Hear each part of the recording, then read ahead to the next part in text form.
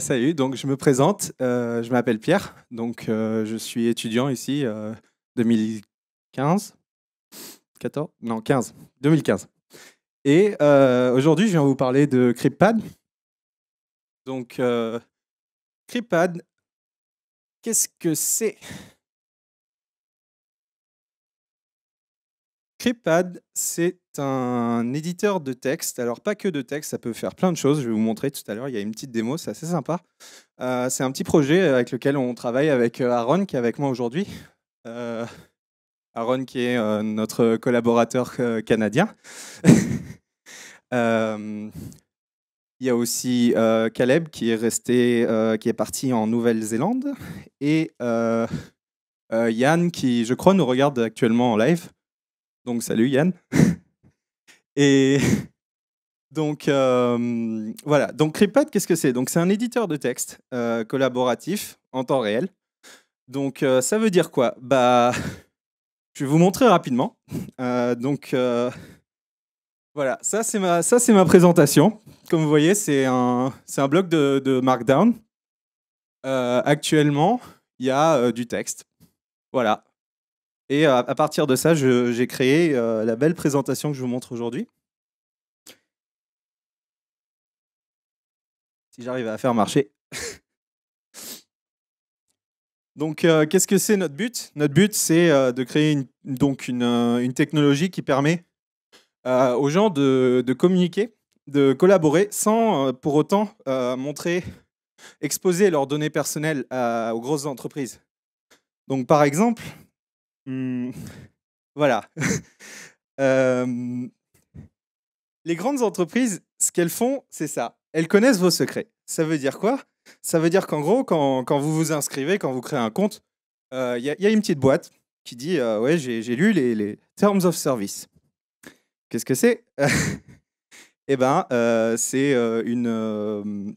Il y a tout un tas de blabla légal qui, en gros, dit je vends mes données au diable. Voilà.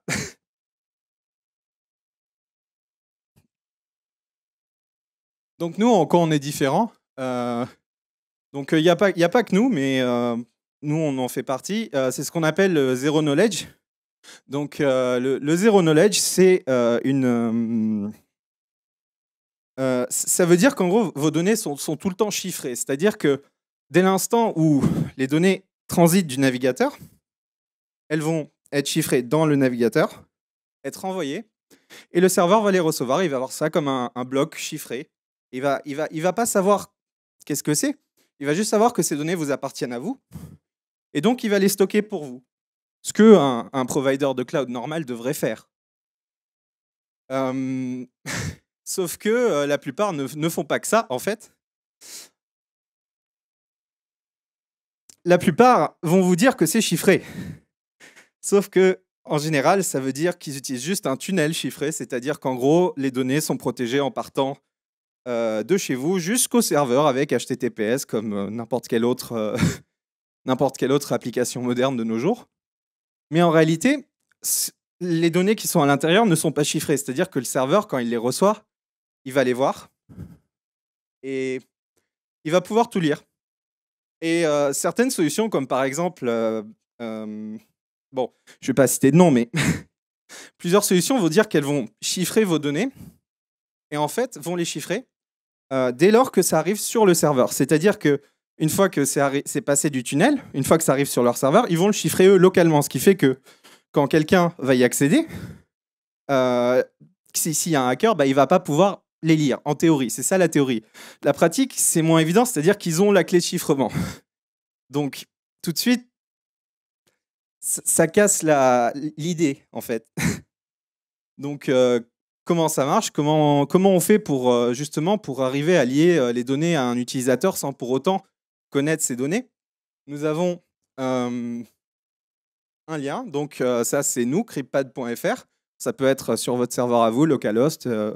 C'est sur GitHub, d'ailleurs, vous pouvez aller le voir. Donc, Pad, c'est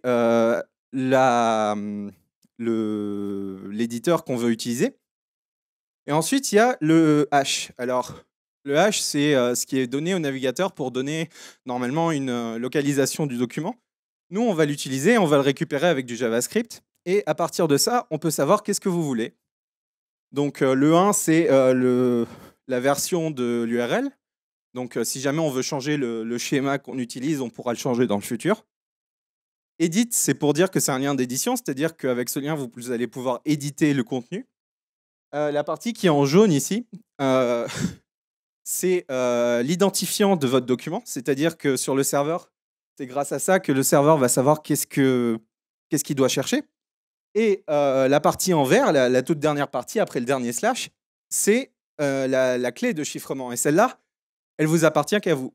C'est-à-dire que le serveur ne la reçoit jamais.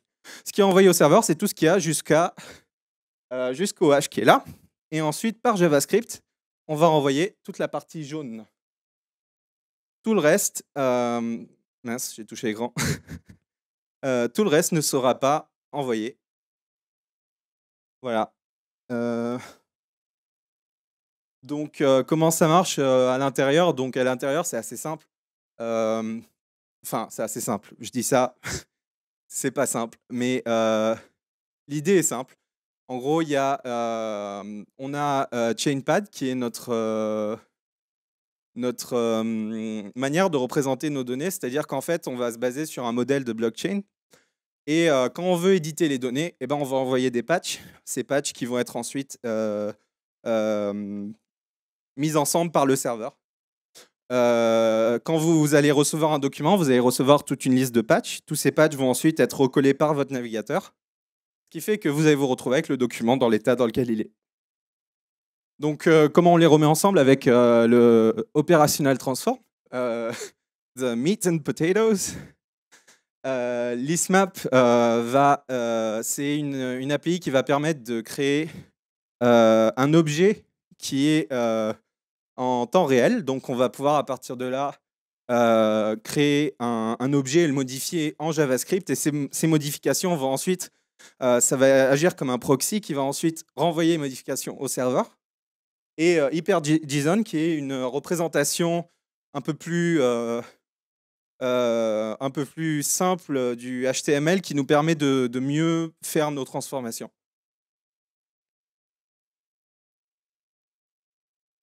Donc, voilà, on a plusieurs éditeurs, hein.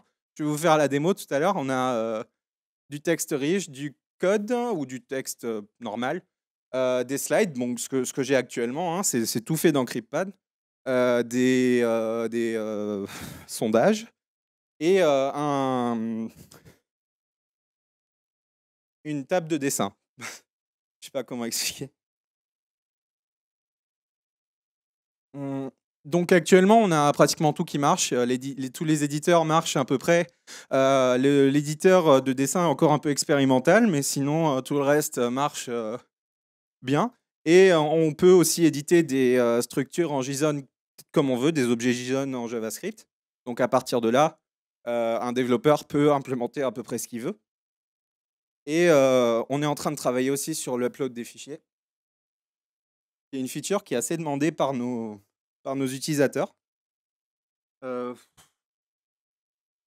Donc ensuite, voilà, comment est-ce qu'on peut on a des comptes, donc des comptes utilisateurs. Donc un nom d'utilisateur et un mot de passe va être utilisé dans le navigateur pour créer une clé. Le serveur ne connaîtra donc jamais votre mot de passe parce que lui, tout ce qu'il va voir, c'est un identifiant. On a CryptDrive qui est un espèce de navigateur de fichiers qui nous permet d'organiser nos pads. On peut accéder à nos pads depuis n'importe où, ça marche dans le navigateur, n'importe quel navigateur qui soit suffisamment moderne. Et on peut créer des templates pour aller plus vite dans le futur. Et donc, ce qu'on veut faire, c'est des workgroups, donc faire en sorte de pouvoir travailler à plusieurs sur un même drive, du chat crypté, qui est chiffré, pardon, qui est très demandé, et le futur, c'est-à-dire le futur. Donc voilà, l'idée c'est de nous ce qu'on veut, c'est tout chiffrer parce qu'actuellement il y a trop de comment dire? Dans les entreprises se permettent de faire beaucoup trop de choses qui devraient normalement ne pas être permises. Par exemple, juste regardez vos données quand vous mettez une photo, vous voulez pas que si la photo est marquée comme privée et qu'elle est dans un dossier qui vous appartient à vous et que personne d'autre ne peut voir, c'est pas normal que quelqu'un qui travaille chez chez l'une de ces grosses entreprises, eh ben, puisse voir vos données. C'est pas normal. Enfin, pour moi, c'est pas normal en tout cas. Moi, si je mets une photo, je j'imagine qu'elle est que à moi. Sauf que évidemment, non. Comme on a pu le voir, il y a eu plein de scandales avec ça, des gens qui ont mis des photos et finalement qui se sont retrouvés sur le net, hein. Donc, avec ce genre de technologie, ce qu'on veut, c'est vraiment changer la manière de stocker les fichiers dans le cloud.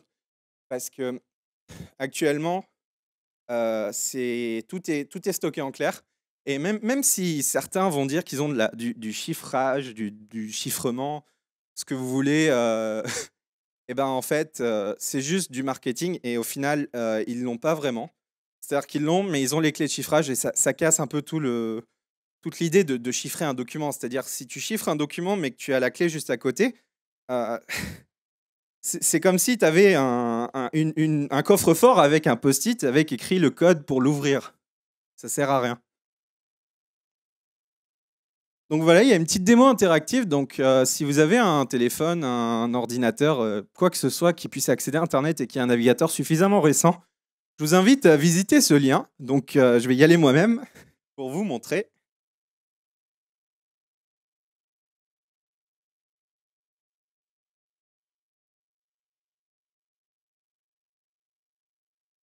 Je ne sais pas utiliser mon ordinateur. Voilà. Donc ça, c'est l'application de dessin. Heu, J'espère que vous me dites si ça charge pas, enfin si tellement de problèmes. Donc j'ai fait un petit logo de 42, mais mes skills de dessin sont pas au top, j'avoue. Ah mince! C'est vrai, je suis un i ouais, oui, oui, je suis d'accord, excusez-moi. Crypt 42. Ouais, excusez-moi, j'aurais dû laisser l'URL à l'écran, je suis un peu bête.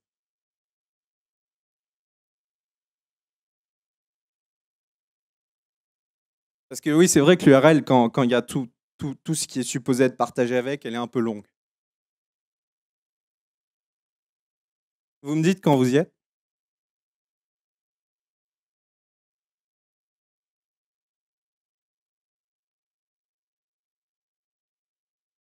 Bon, je vous invite à quand vous y êtes, à commencer à dessiner, à faire des choses. Normalement, les changements devraient être visibles un peu partout.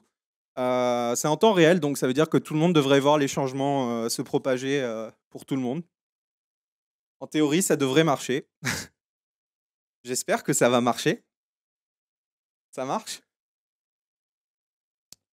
Voilà, vous avez tous le lien? Je peux me mettre dessus pour voir? Ça ressemble plus à 42. Qu'est-ce que vous avez dessiné? OK. Donc là, on est 5 éditeurs et 2 personnes qui voient le lien. 6 éditeurs. Donc voilà, moi je vais dessiner quelque chose, hein, voilà, un petit cœur. Oh, c'est beau. Voilà. Bon, soyez sympa, hein, dessinez pas n'importe quoi non plus. Mais bon, donc voilà, c'est ce qu'on peut faire avec. C'est assez sympa. Enfin, moi je trouve que c'est sympa en tout cas. Il y a pas que du dessin évidemment, on a un éditeur de texte qui est vachement sympa aussi. On a un éditeur de code, qui permet de collaborer à plusieurs. Je pense que ça vous intéressera sûrement un peu plus que l'éditeur de texte. On a l'éditeur de slides avec quoi j'ai fait mes slides d'aujourd'hui et on a, des sondages qui sont un peu comme Doodle, mais qui permettent de faire un sondage, quoi.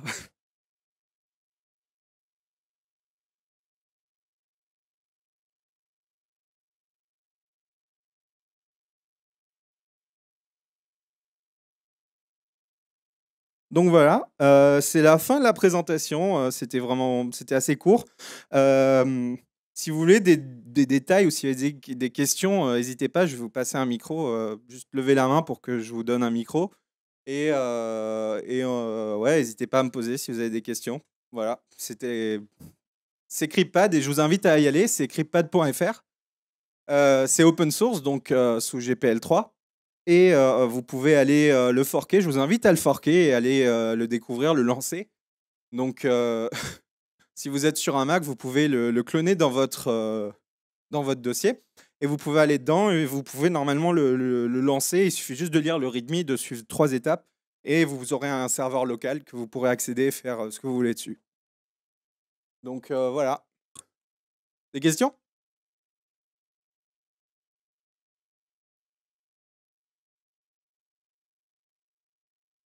Ouais, mais il y a un live, apparemment.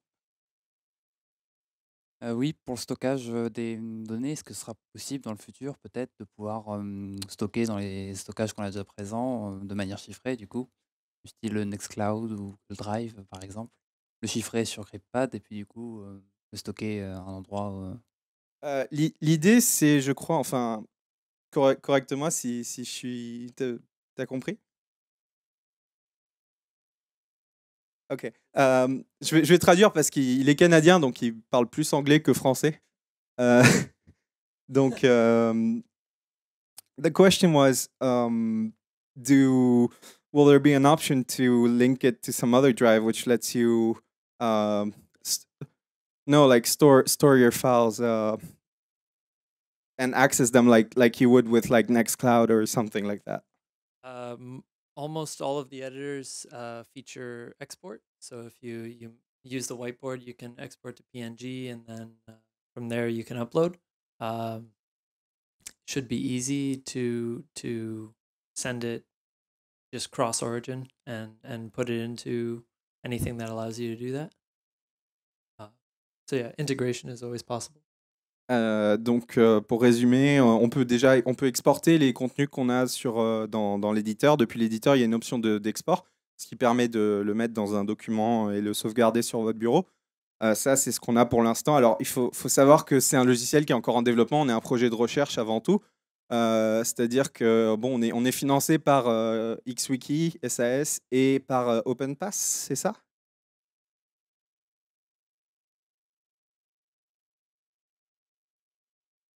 Ah, et par BPI France. Donc, on est un projet de recherche avant tout. Donc, on a un peu un laps de temps un peu limité pour faire beaucoup de choses. On peut pas tout faire. Donc, l'idée, c'est d'en faire le plus possible, d'avoir le truc le plus complet possible. Euh, mais voilà. Pour ce qui est du cloud, éventuellement, dans le futur, ça serait d'avoir un, une application qu'on puisse lancer sur son bureau et où on puisse sauvegarder des fichiers parce que l'upload de fichiers est planifié. Hmm.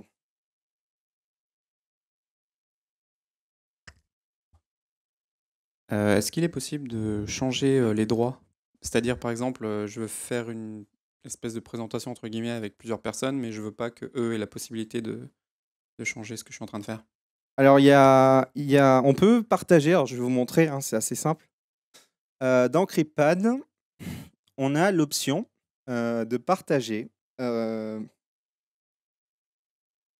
des liens seulement en lecture seule et des liens d'édition. C'est-à-dire qu'en fait, là, cette présentation, vous avez l'URL, donc vous pouvez aller la modifier si vous arrivez à taper cette URL. Euh, Sinon, il y a aussi un lien de lecture seule et à partir de là, ça générera un lien qui est un peu différent. Ce qui fait que quand vous donnerez ce lien, les personnes pourront voir votre présentation, mais n'arriveront pas à modifier les contenus. Par contre, rien ne leur empêche de faire un copier et de le coller dans une autre présentation et de le modifier dans leur document. D'ailleurs, c'est en temps réel. Je ne sais pas si ça se voit trop parce que là, je suis tout seul. Mais si Aaron peut éventuellement se connecter sur mon lien. Donc, par exemple, si je suis sur une slide, euh,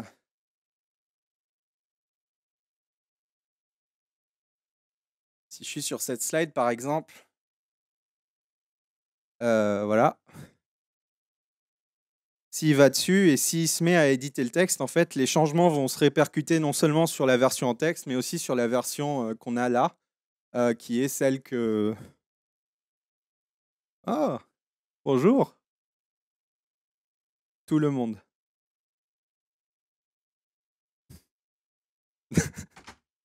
Donc voilà, c'est en temps réel, hein, si quelqu'un, faites gaffe à pas donner le lien à n'importe qui, parce que si là, quelqu'un avait mon lien, que vous l'avez tous, mais si quelqu'un avait réussi à copier mon lien, il aurait pu modifier ma présentation en pleine présentation, ce qui aurait pas été très désirable. D'autres questions?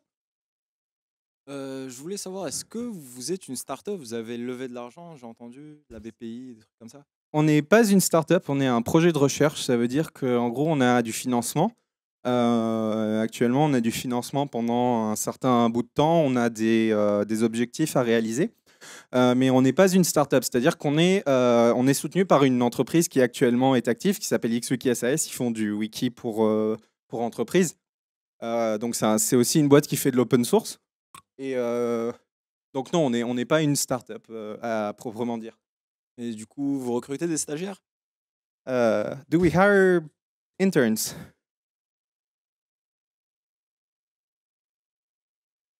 Moi, je suis stagiaire. Ah On a actuellement 2 stagiaires en tant que développeur. On a moi et un autre qui s'appelle Clément Aubin, qui est avec nous en stage, qui fait du développement web, je crois.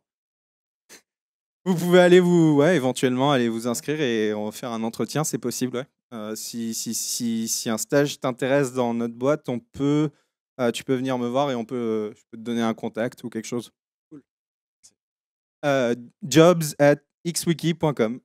Put it in the slide. We have real-time editing. It's magic. It's amazing. Don't forget the email emoji. D'autres questions? Ouais, par rapport aux techno, en fait, que vous utilisez. Ah oui, c'est vrai, j'en ai pas trop parlé. Alors, notre serveur, on a un serveur très, très lightweight qui est en fond, qui fait juste stocker des données dans une base de données actuellement. C'est en Node. Pour ce qui est de le front, c'est que du JS. Donc, évidemment, on est dans le navigateur. Hein, je suis pas dans un client personnalisé ni quoi que ce soit. Je suis vraiment dans le navigateur. Et ce qu'on utilise, je crois qu'on a un peu de Bootstrap, on a un peu de jQuery, mais sinon on n'a rien de très fanfarulant. Pas de React, pas de tout ça. Parce qu'en fait, ces technologies-là modifient. Nous, on a besoin d'avoir un contrôle assez serré sur le DOM. Et si le DOM, qui est donc les éléments qu'on a dans la page web, si on modifie, si on a une librairie qui vient modifier le DOM sans nous avertir, ça casse un peu tout notre système. Donc du coup, on a vraiment limité ce qu'on a utilisé et fait au minimum pour avoir vraiment un truc très, très serré et très contrôlé. D'ailleurs, j'ai une slide. Un peu plus loin. Voilà. Donc pour ce qui est des éditeurs, on n'a pas tout codé nous-mêmes, évidemment, parce que c'est quand même créer des éditeurs, c'est un peu un boulot de fou. Donc on a un éditeur de texte riche qui s'appelle CK Editor, qui est très utilisé, très connu. Code Mirror pour le code, pour les slides aussi, Code Mirror. Et le Pol, c'est une application qu'on a créée nous-mêmes. Et le whiteboard aussi, c'est fait chez nous. Voilà. Ouais. Si vous avez des questions, encore? Alors la question c'était, est-ce que... Oui, Ah. tu disais l'import de données existantes pour pouvoir migrer des choses. Actuellement, on n'a pas de mécanisme en place pour le faire automatiquement. Cependant, on peut importer du texte. Alors, on peut faire des copier-coller. Ça, c'est la manière qu'on a actuellement d'importer des documents. Mais pour ce qui est de vraiment d'uploader un fichier, on ne peut pas encore le faire. C'est sur quoi on est en train de travailler. Et pour ce qui est de, si vous utilisez par exemple, je sais pas, une autre solution de cloud, il est évident que là, actuellement, on ne pourra pas importer tout ce qu'on a. Par exemple, la présentation créée avec, je sais pas, avec PowerPoint ne vont pas marcher sur ça parce que ça, c'est une autre manière de faire des Ouais, slides. bien sûr. Mais oui, c'est une feature qu'on voudrait avoir. On voudrait intégrer OnlyOffice, il me semble. On voudrait intégrer OnlyOffice qui nous permettrait d'avoir d'avoir quelque chose qui ressemble plus aux outils auxquels on a l'habitude. Mais c'est une demande technique assez grande et du coup, on peut pas. Ou un outil d'importation. On aimerait, mais c'est beaucoup de travail et Ouais, ouais. du coup, Futur. c'est futur, voilà. C'est plus tard. Oui. Qu'est-ce qui fait en sorte que le serveur n'ait pas accès aux données qui transitent? Que je passe le lien à quelqu'un et que en intermédiaire, on n'est pas. Eh ben, très bonne question. Je crois que si j'ouvre mes DevTools là actuellement, euh, donc là,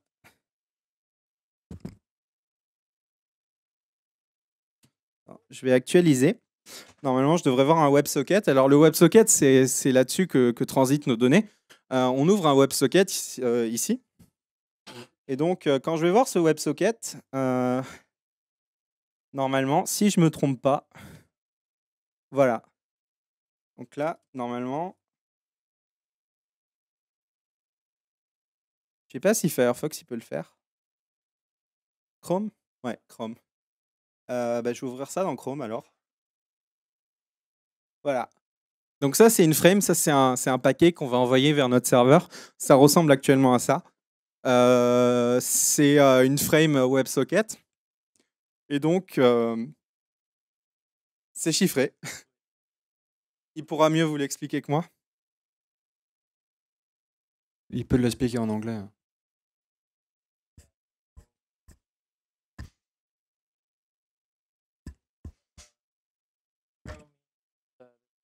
Message. Zero, it means this is a message type. There's several different messages that we can send. That's the channel identifier that says what pad we're collaborating on. And then the message itself, this is the encrypted payload, I think. Yeah. That's Jan's work, mostly. En gros, c'est chiffré avec les clés qui sont là-haut. Et donc, le serveur, il reçoit ça. Il reçoit exactement ça. Et il ne reçoit rien d'autre. Et vous pouvez aller inspecter vous-même. D'ailleurs, vous lancez une instance locale, vous allez inspecter ce que fait le navigateur. Vous allez voir qu'effectivement, il y a vraiment que ça qui transite en tant que données tapées. Il n'y a jamais rien d'autre qui est envoyé nulle part. Par contre, il est vrai que, imaginons, on ait des mauvaises intentions, on pourrait vous servir du JavaScript qui fait en sorte de nous envoyer des données en brut. Mais si on fait ça, vous pourrez le voir. Parce que si vous allez voir dans votre navigateur, dans votre DevTools, vous allez voir que le texte, il est transmis en clair. Qu'est-ce qui se passe? C'est supposé être chiffré, mais c'est pas chiffré. Et voilà, vous allez le voir. Mais là, c'est chiffré. Alors, le chiffrage, je ne peux pas tout vous expliquer en détail parce que c'est assez complexe. Mais en gros, c'est dans le code source. Voilà. Explication très simple et logique. Et pour pallier à ce genre de problème, du coup, est-ce que vous planifiez peut-être de faire un client, du coup, qui pourrait distribuer genre sur GitHub ou truc comme ça qu'on pourrait prendre et puis du coup pouvoir le lancer sans dépendre, par exemple, de cryptpad.fr qui pourrait être compromis, quoi. Oui. Oui. Actuellement, tu peux aller sur github.com. Voilà. github.com/xwikilab/cryptpad. Le lien est sur l'event de l'intra normalement.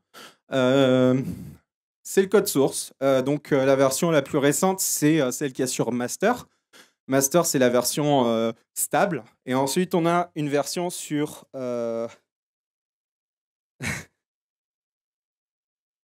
sur Staging qui est un peu plus récente et sur laquelle on travaille actuellement. Donc là, la dernière modification, il y a 6 heures, donc on a travaillé aujourd'hui dessus. C'est du logiciel qui est encore en train d'être développé. On est encore un peu en stade de test, mais ça fait plusieurs, je crois que c'est combien? How much time have we been developing this?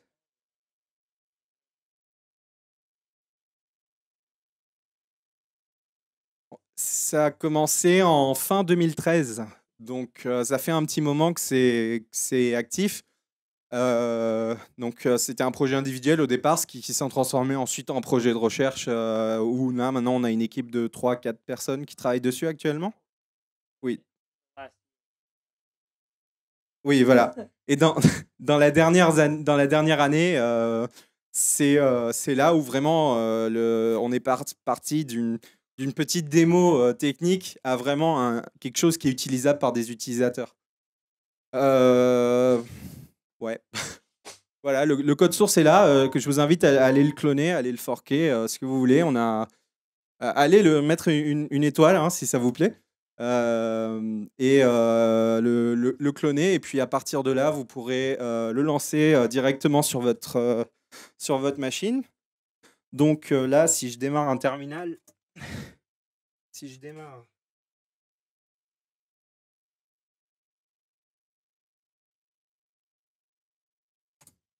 Là, j'ai une instance qui est là. Et si je fais. Voilà, je peux démarrer mon serveur comme ça. Et j'ai une instance sur localhost qui tourne. Et dès là, je peux faire ça.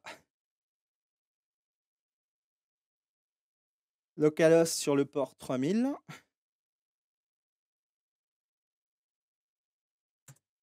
Et hop, voilà, j'ai mon instance. Ouais. Donc à partir de là, je peux créer un pad. Et normalement, tout marche normalement. Bon, c'est pas du contenu très intéressant, mais ça marche. Le serveur a accès à la liste de liens qui sont consultés dans lui-même, et du coup, qu'est-ce qui empêcherait, vous, le staff, de voir les liens qui sont consultés et d'accéder directement au notepad des autres? Alors, nous, ce qu'on reçoit depuis le serveur, je sais pas si ça se voit.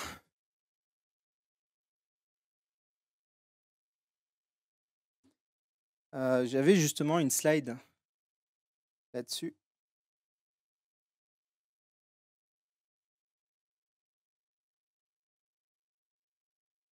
Voilà. Sur l'URL, on a, nous, ce qu'on reçoit, c'est la partie bleue. Comment dire? Nous, on reçoit la partie bleue. Donc, la partie bleue, c'est ce qui est envoyé par la requête HTTP. Et ensuite, tout ce qui est après le hash n'est pas envoyé. Par contre, nous, en JS, ce qu'on fait, c'est qu'on prend tout ce qu'il y a jusqu'à la partie jaune et on l'envoie au serveur. Le serveur, il connaît ça, c'est un identifiant. C'est-à-dire, c'est comme si tu lui disais, je veux le document numéro 3. Le document numéro 599, 8500, 2 50 000, bref. Tu lui demandes un document tel, lui, il va aller chercher ce document. C'est comme si tu vas dans une librairie, tu demandes, je veux tel livre. Et après, tu te rends compte que quand tu ouvres le livre, en fait, c'est incompréhensible parce que c'est écrit en japonais ou je sais pas, dans une langue que tu comprends pas. Et en fait, bah, là, c'est la même chose, sauf que c'est chiffré. Donc, c'est dans un code que nous, on ne peut pas casser. Mathématiquement, c'est très peu probable, hein. On utilise yeah,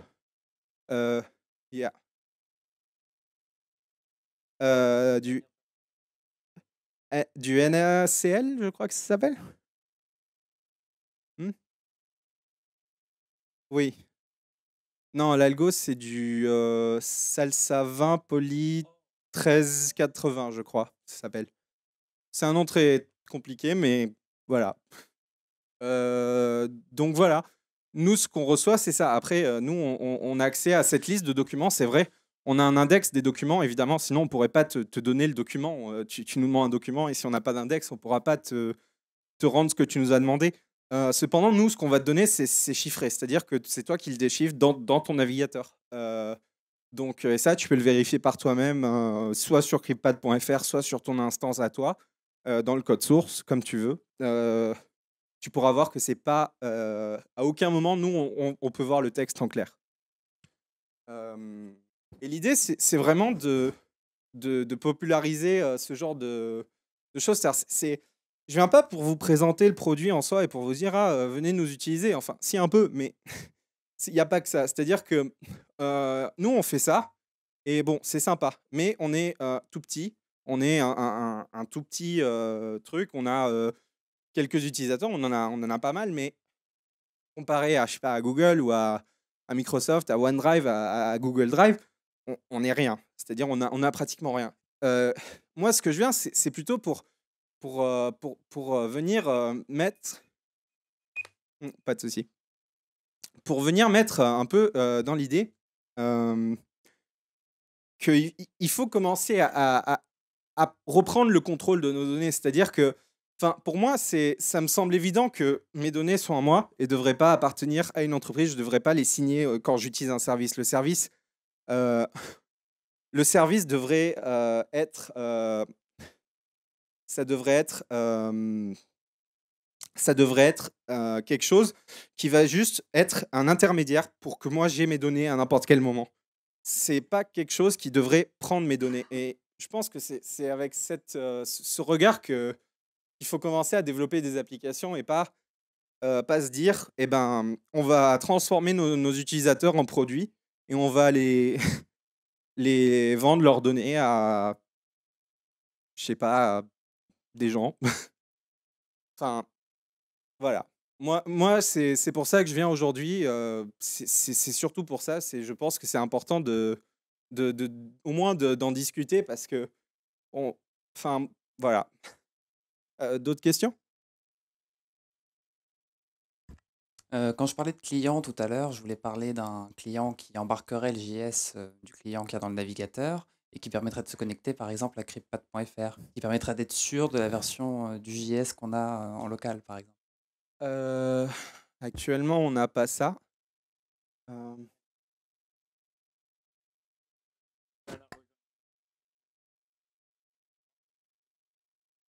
Yes. Yeah, so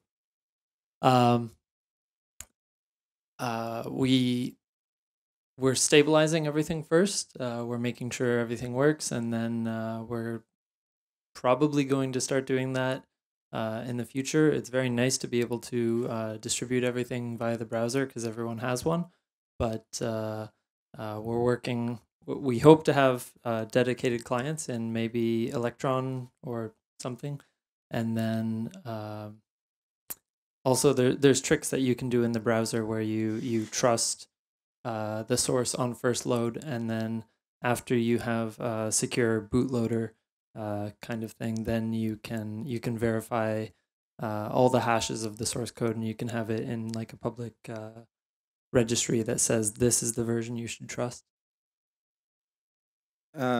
Tu veux que je traduise? Pour les autres. Oui, c'est vrai, j'oublie. En gros, ce qu'il vient de dire, c'est il a demandé s'il y avait éventuellement un client qui permettrait de s'assurer qu'on ait la bonne version du JS. Ça serait bien de l'avoir. On voudrait l'avoir, c'est ça? We'd like to have it.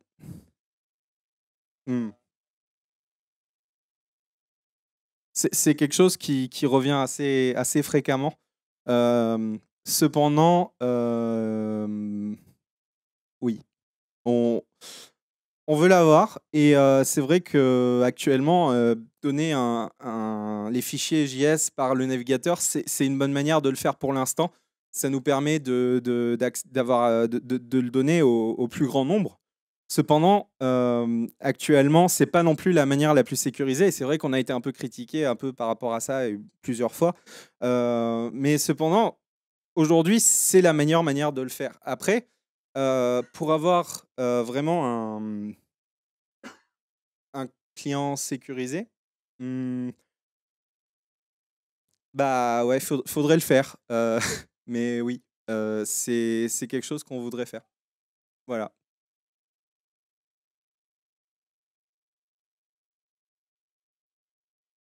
We're obligated to do certain things because it's a research grant and they want certain features first, and so we're building those. But that's not something that our sponsors care about.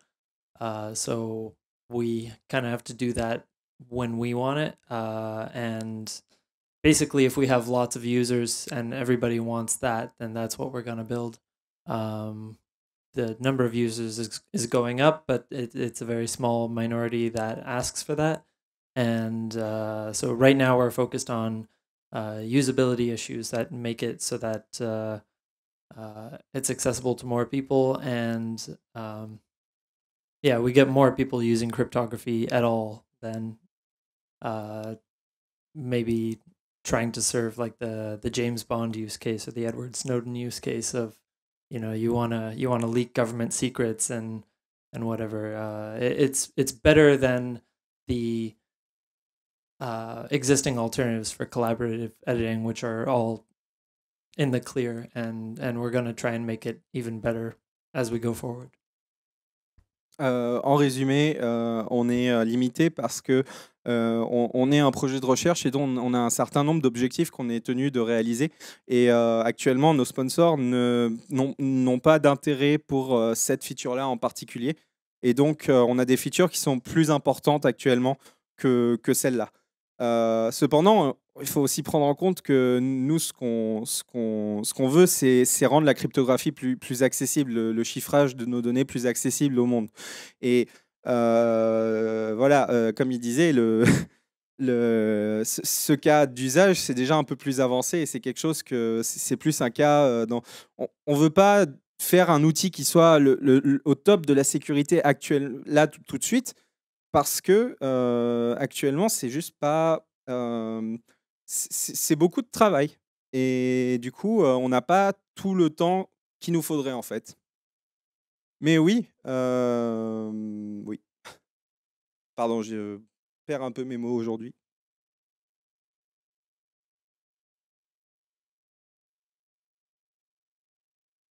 D'autres questions? Bon.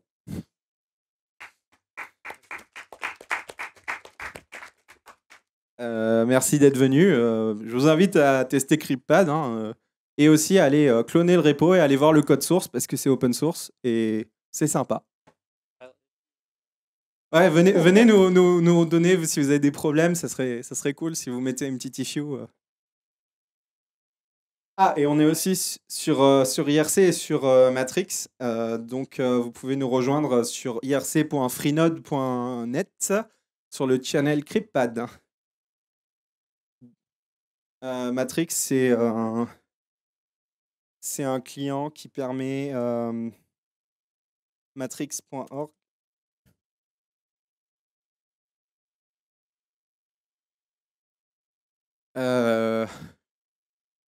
C'est un nouveau standard de communication qui est assez sympa. Standard qu'on utilise et qu'on peut lier à IRC qui est assez bien fait. Bon, voilà.